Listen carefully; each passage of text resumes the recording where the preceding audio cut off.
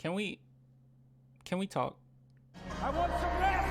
Are we having fun yet? Look, guys, it's just me and you right now. Okay, just one on the audience. Let's just talk for a minute. I think it's time for you to take the red pill. I think it's really time for certain Spurs fans to take that red pill. So what do I mean by that? I've been hearing quite a bit all throughout this season that all the San Antonio Spurs need is experience.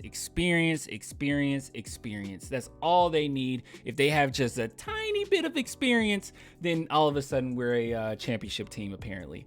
And I have to say, that is not the case. And if these playoffs have taught you anything, it's taught you that experience is slightly overrated. So what do I mean by that? Well, this is what I'm talking about. So if you look here, I know you guys have seen this before. So there are 4 players aged 22 or younger that scored 30 plus points in their game 1. That is incredible. So my question to you is, what did the lack of experience do for Anthony Edwards? What did it do for him? What did the lack of experience do for Ja Morant? What did it do for them?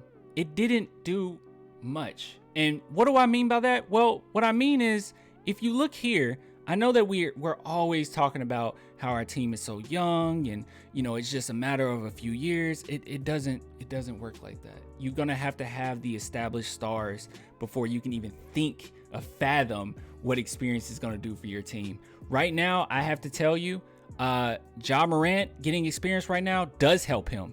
Anthony Edwards getting experience right now does help his team because they have something to shoot for in the future. So I get what you're saying. I get what a lot of people are saying, but that's just not necessarily the case. You got to have the establishment first. So as you can see here, Memphis Grizzlies are literally the second youngest team in the NBA.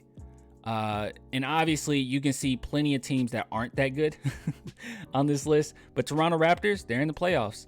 They're 2 behind us. Minnesota Timberwolves, their average age is 25. Ours is 24. And we're right here with the Magic, the Rockets, and the Pistons. And until we just realize that that's where we are right now, that's how we can kind of grow. Now, I'm not saying all this just to say the Spurs suck and you guys need to just realize the Spurs suck. No, all I'm trying to say is I understand that experience is important, but experience means nothing if you don't have the team necessary to compete. It just doesn't mean anything. It's not going to help anything. The Spurs getting into the playoffs and getting swept first round wouldn't help anything. But now we're at least in a position that we can go forward. We can try to get our stars established, try to figure out who's going to be a star. Honestly, I think Josh Primo is going to be that star, but that's going to take some time. So you need to go in the draft. You need to get the best possible player you can potentially get. You need to go into free agency and try to see if you can get Aiden. Try to see if you can get Zach LaVine. Do anything you possibly can to try to have that superstar here, because at the end of the day, the experience doesn't mean much. People have talked about OKC. They're like, well, Clan, what about OKC? OKC, they needed experience back in the day. And I'm like, dude, they had Kevin Durant, Westbrook, and James Harden. They had their stars pretty established. Or some people say, well, what about the Bucks? They have Giannis. And one thing I want to point out as well is that I'm not expecting us to just be phenomenal, you know, within a day. Obviously, if you're looking at some of the oldest teams in the NBA, Miami Heat is second. And as you can see, I mean, they are a pretty good team. Milwaukee Bucks is third in the league as far as age. Nets are fourth. Suns are fifth. Okay, Warriors are sixth. Dallas Mavericks are seventh. Jazz is eighth. So you need to keep things in perspective that we're not in a great position as far as going after a championship or expecting us to be a really great playoff team anytime soon. Probably not. We need those stars, we need those superstars, and we need to start growing towards that. So we are a young team, but you can't simultaneously say we're a young team that just need a little bit of experience and we'll be so much better when we're not even taking the first step that maybe the Memphis Grizzlies and the Timberwolves have taken. Keep in mind, this is the first time that the Spurs have rebuilt in forever. So it's a new experience for all of us. We're not necessarily used to it. Most of us weren't even like born during the bad years with the Spurs. Honestly, I was born mid-90s, okay? So I didn't get to see it. My whole life I saw efficient Spurs. I mean, that's just what I saw. That's what I grew up on.